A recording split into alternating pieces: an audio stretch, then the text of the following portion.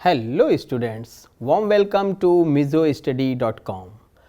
So today in this particular live session we are going to discuss some golden sample questions in physics, and basically it is mean for you can say JEE Main 2019 exam. जैसा कि आप लोगों को पता है जनवरी season जो है JEE Main का वो हो चुका है, स्कोर भी आ चुका है and good number of students scored very good percentile. As such no rank is declared now. Fine. So if it happened with you कि आप कोई अच्छा स्कोर नहीं कर सके हैं, so don't worry, next is in April session. Fine. So be prepared for that. So for that reason we are starting the discussion, or you can say some definite you can say videos for this particular new season that is going to be take place in the month of April 2019. Hopefully you can score much better marks. Simply try to follow some suggestions that time to time हम लोग अपनी website पे share करेंगे. Fine. So whenever you have some time, please visit www.mizostudy.com and try to take the look of various points that we are mentioning over there. तो ये एक छोटी सी शुरुआत है. What exactly the meaning of golden sample question that I want to tell you. Say for example in your this exam JEE Mains, लगभग हर topic से आपको पता है कि क्वेश्चन कहां से आना है. Everyone is sure. इस साल जो अभी एग्जाम गया उसमें ऑन 9th ऑफ जनवरी एक क्वेश्चन पेपर में एक क्वेश्चन था, इमेजिन सिंपल कलर कोडिंग पे आपको रेसिस्टेंस की वैल्यू निकालनी थी. I have that question and at appropriate point of time I'll share the solution of that question. So now let's start the discussion of the questions over here. मैंने बहुत carefully question select किए हैं and what exactly the idea. Golden word हमने क्यों use किया है, I hope you will realise during the discussion of these questions. Fine. So let's move for that with positive approach that whatever we have scored in this January exam, we are definitely going to score much better marks and percentile in the coming April 2019 exam. So be positive, be happy, let's move. So the idea that selection of questions, I definitely tried my best to pick up questions from some important or you can say most important topics. Say for example this first question, it is from you can say basic mechanics. Fine. And what exactly the question, first we will try to understand that and after that we will try to find out the solution. The question is saying a block of mass m is placed on a surface with a vertical cross section given by y is equal to x cube by 6. Now this line definitely ये थोड़ा सा problem create कर रही है. How you should try to understand that. Fine. एक तो confusion ये होता है कि क्या जो ब्लॉक है उसके वर्टिकल प्रोफाइल को जो है ये बता रही है. नहीं, ये क्या बता रही है, मैं इधर थोड़ा सा डायग्राम बना रहा हूं, ठीक है ना. थोड़ा क्वेश्चन से हटेंगे एंड वापस फिर हम लोग क्वेश्चन पे चले जाएंगे. ये x है, ये y है, ठीक है. तो आप ये समझ लो कि ऐसे करके एक वर्टिकल प्रोफाइल बन रही है लाइक दिस. ठीक. अब इसके ऊपर हमने एक छोटा सा ब्लॉक रख दिया है. Don't you think that this something is definitely associated with कि a block of mass m is placed on a inclined plane. कुछ ऐसे टाइप की लैंग्वेज है. लेकिन देखिए जब क्वेश्चन में इसको रखा गया है तो थोड़ा सा डिफरेंट तरीके से रख दिया गया है, ठीक है. And because of that reason अब ये देखिए इंक्लाइंड प्लेन बन गया. तो ये बेसिकली अगर मैं और इधर आता हूं, I would like to request the camera person just to show it. मैं यहां से खड़ा होकर अगर देखूं तो ये व्हाइट वाली जो वॉल है ना, ये मुझे सामने अपने दिखेगी.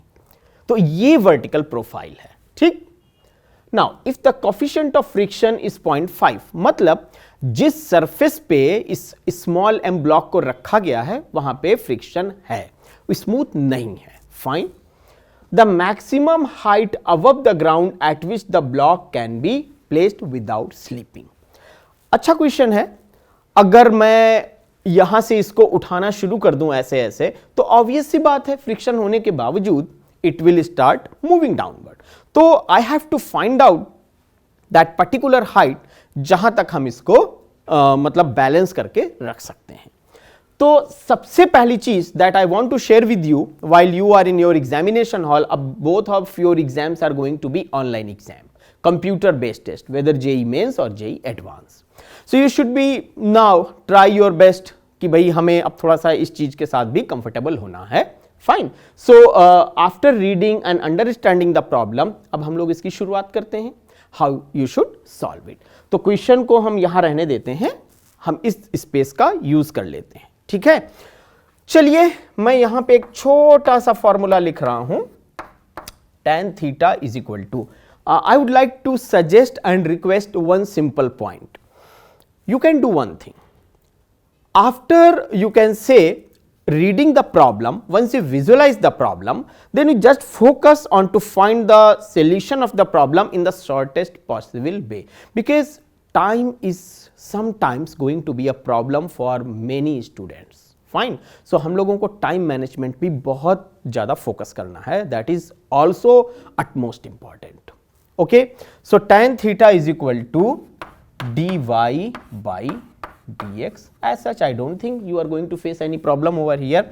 चलिए इसकी वैल्यू हम लोग रख देते हैं, तो भाई tan theta is equal to dx और dx क्यूब बाई 6, ठीक है ना, क्योंकि एक क्वेश्चन में ही मुझे गिवन है, तो यहां से मुझे मिल जाएगा x स्क्वायर बाई 2, ठीक है। सो एटलीस्ट नाउ मुझे यहां पे लिख देना चाहिए tan theta is equal to x square by 2, ठीक है। हम लोग कोशिश कर रहे हैं कि इस क्वेश्चन के आसपास ही रहें, सो दैट आपको क्वेश्चन और जो कुछ मैं स्मॉल स्टेप्स एक्सप्लेन कर रहा हूं, you should able to take the look of both these things simultaneously. After that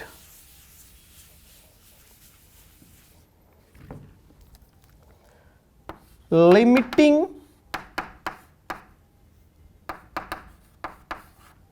equilibrium, ठीक है। लिमिटिंग इक्विलिब्रियम मतलब mu is equal to tan theta, ठीक है। तो म्यू की वैल्यू मुझे कितनी गिवन है, 0.5 क्वेश्चन में गिवन है, is equal to x square by 2। अब इसको मैं सॉल्व करूंगा तो मुझे एक्स स्क्वायर बराबर 1 मिलेगा, और I can say x is equal two plus minus 1, ठीक है। अब आप इस x is equal two plus minus 1 जो दो वैल्यूज मिली हैं उनको हम लोग अपने इक्वेशन में रख लेते हैं, जो हमें यहां पे गिवन है y is equal to x cube upon 6 में। Fine. So when we put the value of x is equal to minus, तो क्यूब होने के कारण वो वैल्यू तो मुझे माइनस आनी शुरू हो जाएगी, -1/6, that is not going to be useful for us. So just putting the value of 1/6, अब आपको आंसर दिख रहा होगा कि 1/6 जो है वो इसका एक करेक्ट ऑप्शन होगा। So what I will say that y is equal to 1/6, ठीक है। So this way you can find the solution of these questions. Now we are going for the question number 2। इस question को pick करने के पीछे एक और specific reason है, ठीक है। I would like to share that reason to all of you, and the reason is going to be simple. Reason ये है, ये क्वेश्चन तो देख के बहुत बड़ा लग रहा है मुझे। कई बार आपको एक क्वेश्चन देख के फीलिंग आती है, see this question is going to be so difficult, so long, how I should able to solve it. But the idea is not like this. Once you go through inside the question, you will realize, oh, it's so simple. Even in this question, you need not to solve anything. You know why? Just try to read the question. A smooth sphere A is moving on a frictionless horizontal plane with angular velocity omega and center of mass velocity v. These first 3 lines are very simple. No need to visualize, no need to draw a diagram. Everything is crystal clear. Fine. It collides elastically. Now, please, must underline.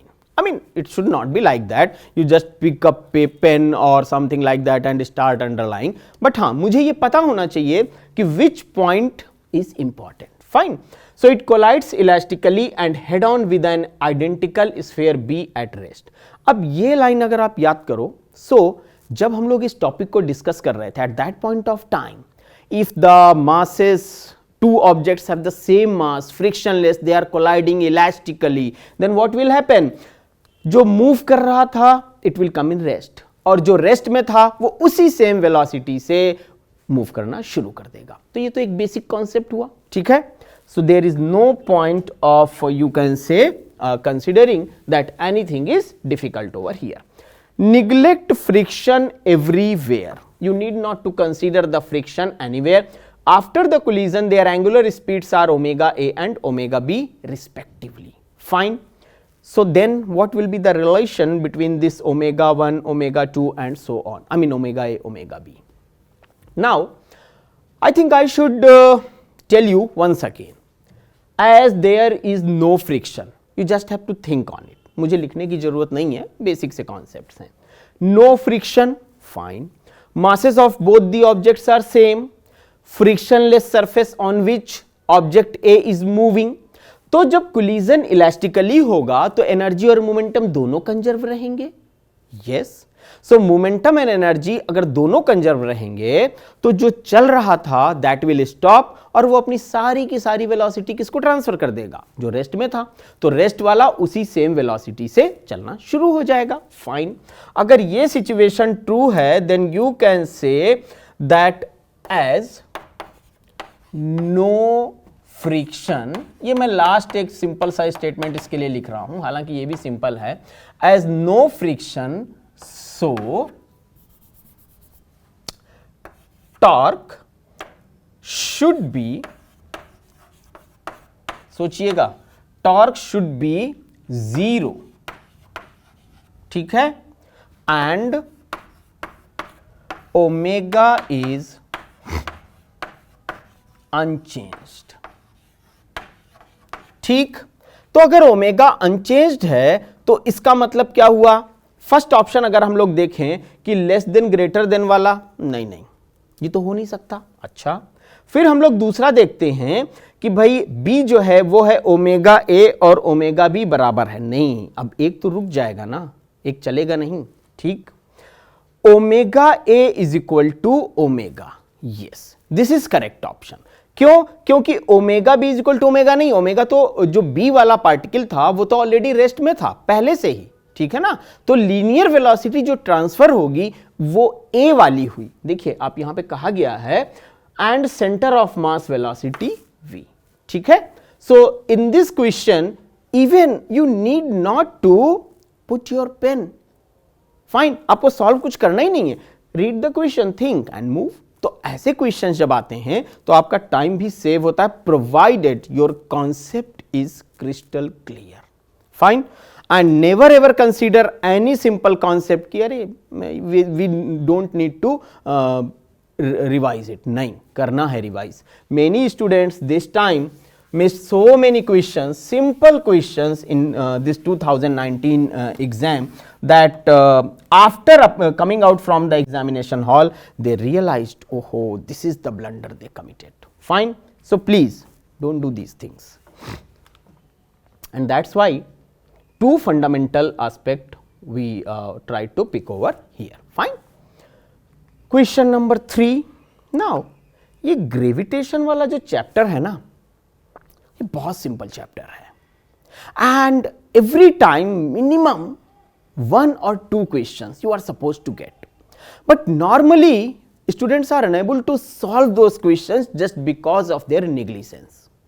Fine. Sure, short topic, but oh, it's so simple, there is no point of revising that. We can handle the question in the examination hall, and that's sometimes very difficult. So please once again just take a look of this question.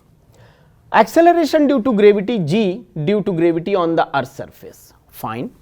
The gain in the potential energy of an object of mass m raised from the surface of the earth to a height equal to the radius r of the earth. Actually, during the discussion of this topic, that video we already prepared, so I gave you a formula for this particular explanation. Fine. But say for example, it's every time not possible for you to recall back, remember those formulae, and I am not suggesting you that you should remember 10, 20, 30, 40 formulae. Fine, you are unable to recall that formula, no problem. Let's apply basic logic and just try to find out the solution. Fine, what is the basic logic? Actually, what will happen? Imagine, initially the object was here. Fine, अभी हम object को यहां तक लेके आ गए. Fine, तो obviously इसकी potential energy में चेंज आया U2 U1. तो जो चेंज आया डेल्टा U, वो तो यही हुआ ना, U2 माइनस U1. तो उसका एक रिजल्ट हम लोग छोटा सा ध्यान रखते हैं, change in potential energy. Fine, delta U is equal to mg, and say for example in examination hall you are unable to recall this formula, don't worry, hardly it will take 20 seconds for you. just लिखा कि यहां पे potential energy क्या होगी, top पे क्या होगी, और उसको हमने सॉल्व कर लिया. यहां पे मैंने इसको सिर्फ फाइनल करके लिख दिया है, mgh अपॉन 1 प्लस जो भी टर्म्स आएंगे उनको सिंप्लीफाइड करके मैंने यहां पे लिख दिया है. फाइन, आप चाहो तो ये रिजल्ट भी बहुत आसान है, you can use it. As given H is equal to R. तो जहां जहां मुझे H दिख रहा है मैं R पुट कर दूंगा. तो delta U is equal to mg R upon 1 plus R by R. ठीक है, कैंसिल हो गया तो 1 बच गया. तो ये मुझे मिल जाएगा 1/2 mg इंटू R. अब देखिए, फॉर 4 मार्क्स अगर आपको 2 स्टेप में एक आंसर आ रहा है for JEE Mains exam, so what's the problem? Even if I am unable to recall the formula, still no problem. Close your eyes and think, okay, initial potential energy this much, final difference is final minus initial, put the value. चलिए, ये polished result मुझे नहीं आएगा, थोड़े terms के साथ आएगा. जहां जहां मुझे हाइट मिलेगी वहां वहां मैं h is equal to R put कर दूंगा and then I am going to get the result. तो चलिए यहां से मैच कर लीजिए आप, बहुत क्लियरली दिख रहा है कि A is your correct answer. At least in JEE Mains no very innovative and difficult question is asked. Very fundamental and basic approach वाले क्वेश्चन को आस्क किया जाता है. Fine, just to check how much you can understand and what exactly you are understanding in your entire syllabus. Simple. Fine, so it was question number 3. Let's move for question number 4. Fine. Now this question is from optics and I picked this question because of a simple approach of path difference. Fine, because phenomena of refraction you are quite aware. So I thought let's put a question which is slightly different in approach. A ball is dropped from a height of 20 meter above the surface of water in a lake. एक second जरा visualise करते हैं. ठीक है, अभी एक simple सा rough diagram type का. यहां से मान लीजिए ये h हाइट थी. ठीक है, यहां से एक बॉल ड्रॉप करती है. ड्रॉप करने का मतलब है इनिशियल वेलोसिटी 0 थी. Okay, the refractive index of water is 4/3. ठीक है, no problem. A fish inside the lake in the line of fall of the ball. यहां पे एक फिश थी. ठीक है, इस जगह पे there is a fish. A fish inside the lake in the line of fall of the ball is looking at the ball. अब वो इस बॉल को देख रही थी. Okay? At an instant when the ball is 12.8 meter above the water surface. अच्छा, जिस time fish ने इसको नोटिस किया बॉल यहां तक आ चुकी थी. ठीक है, so let's say h distance ball आ गई थी. हालांकि नंबर्स हमें गिवन है बट हमें थोड़ा सा सिंबल के थ्रू रखने में आसानी रहती है. तो the fish sees the speed of the ball as, मतलब जो फिश है वो बॉल की स्पीड को कैसे ऑब्जर्व करेगी. Normally it's easier for you to visualise the path difference when light goes from one medium to another in terms of distance. Fine. But यहाँ पे velocity में variation था. That's why I picked this question. Okay. So let's try to find out the solution. ठीक है. अब ये जो एक हमने सिंपल सा डायग्राम बनाया हुआ है, इसको मैं क्लीन कर देता हूँ. ये डायग्राम मेरे ख्याल से for understanding it's quite good. तो पहली चीज तो v is equal to under root twice g h. ये फॉर्मूला तो है हमारे पास. ठीक है. g की वैल्यू है, नॉर्मली हम लोग 10 यूज कर लेंगे, और h की वैल्यू भी मुझे गिवन है. So as and when it is required, तो मैं इसको सॉल्व कर लूंगा, तो मुझे ये वैल्यू आ जाएगी 20 इंटू 10 इंटू 2. सॉल्व करूंगा तो ये 12 मीटर पर सेकेंड की मुझे वेलोसिटी मिल जाएगी. ठीक है ना. नाउ लेट्स सी कि आगे क्या सिचुएशन होनी है. तो वो डायग्राम मैं एक फिर से बना देता हूं, और ये एक सिंबॉलिक डायग्राम होगा. ठीक है. ये है 12.8 मीटर की डिस्टेंस. ये टोटल डिस्टेंस चल के it is coming to this point, and कितनी डिस्टेंस से कवर अप कर गया. सो 7.2 मीटर ये नीचे की तरफ आ गया है. ठीक. And then the fish is observing it. So when inside water, ठीक है, तो x apparent का मतलब जानते हैं क्या हुआ? चेंज इन पाथ लेंथ, जो कि मुझे फील होगा. ठीक है. सो x apparent हम लोग लेते हैं म्यू इंटू एक्स. ये फॉर्मूला हम लोग डिस्कस कर चुके हैं during the discussion of the various topics in our ray optics. Fine. Specifically, one video is also available with mizostudy.com. So at any point of time, you can take the look of that video. Fine. So here it is. अच्छा, velocity निकालने का basic formula dx by dt. Okay. So dx apparent upon dt is equal to mu dx by dt. ठीक है. इसको मैं लिख सकता हूं v apparent, और फिर ये म्यू और ये v. तो इसको अगर मैं चेंज करता हूं, ठीक है, मुझे हालांकि ये स्टेप डायरेक्ट लिख देना चाहिए था, but just to give you the feeling, तो v apparent is equal to mu v. Actually, I was thinking to give you to transfer the idea of this particular formula to you, कि velocity में भी apparent change होगा. Okay, so apparent change is this much. भाई अब तो सारी values मुझे given है. ठीक है. इंटू 12 वो वैल्यू ऊपर आ रखी है, तो ये हो गया मुझे v apparent. देखिए कितनी मिल गई, 16. 3 4 4 4 जा 16 मीटर पर सेकेंड. ठीक. So from here C is your correct option.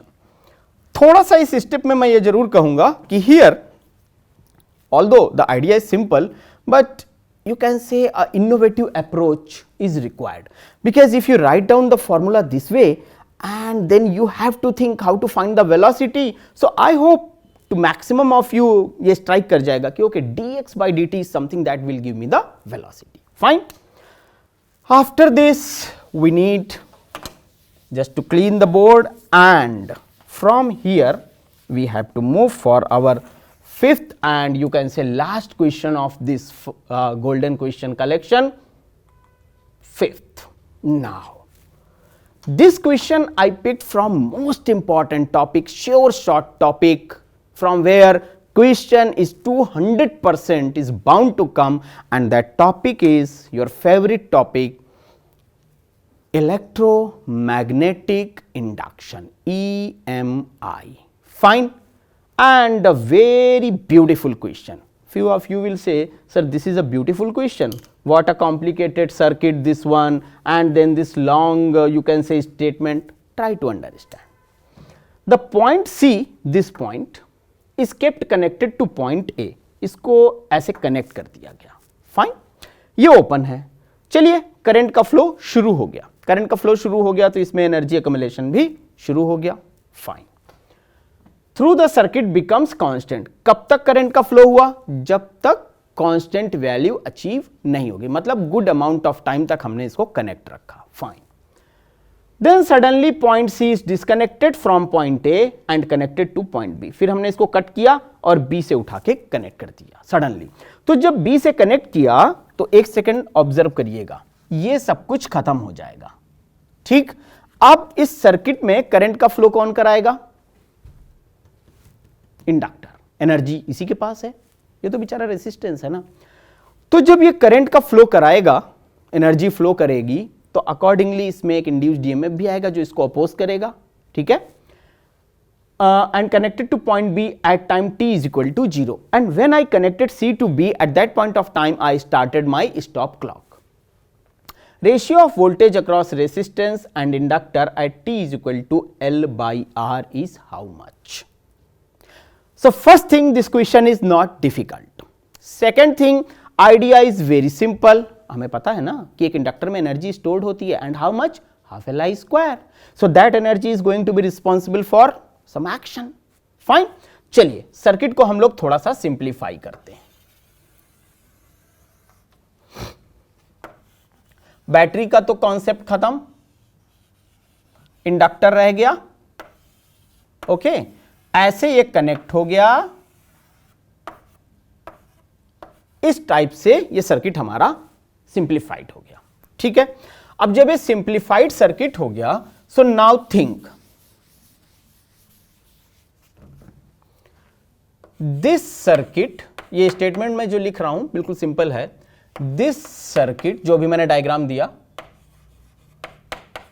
Is L R discharging circuit, ठीक है ना, discharging circuit, okay. L R discharging circuit है, इसको एल बाई आर मत समझ लीजिएगा। This circuit is L R discharging circuit. तो किरचॉफ का ले यूज कर लें हम लोग, वैसे ये आप पे डिपेंड करता है, but if you are comfortable with Kirchhoff law, it's going to be it's going to give you lot of advantages, not many but lot of advantages, fine. And soon I am planning to, you can say, prepare one video on Kirchhoff's law separately because it is very important topic. Kirchhoff's law, ठीक है, by Kirchhoff's law, sorry, by Kirchhoff's law, ठीक है। VR plus VL is equal to 0. Now this is something at this point you should think, fine. This is important aspect. Now VR plus VL is equal to 0, इसका मतलब हुआ कि VR is equal to minus VL। Resistance किसके cost पे enjoy कर रहा है? At the cost of the inductor, fine. So VR is equal to minus VL, it means VR upon VL is equal to minus 1. It's so simple, exactly, it is so simple, fine. So what exactly is going to be the answer? Actually, ratio of voltage across resistance and inductor means what? VR upon VL, translated. So C is the correct answer. So now you can realize that even such type of questions are so simple provided you can visualize them. If you are unable to visualize at this point of time, still you can talk about this source of EMF, then it is going to be a difficult thing. So now I'm going to close this discussion, but with one or two simple points. In this particular collection of 5 questions, I tried to pick questions from all those important points, in all those important topics of your syllabus, from where there is sure shot possibility that you are going to get the questions, fine. So soon again we will come back with some other subjects like chemistry or other subjects questions, 5-6 questions. My simple point is, please start realizing from now onwards that in your this April exam you are surely going to perform well, fine, and by picking selective questions from important topics, definitely you will be able to score good marks. So saying best of luck from our side to all of you, take care of yourself, have a nice time, thanks a lot.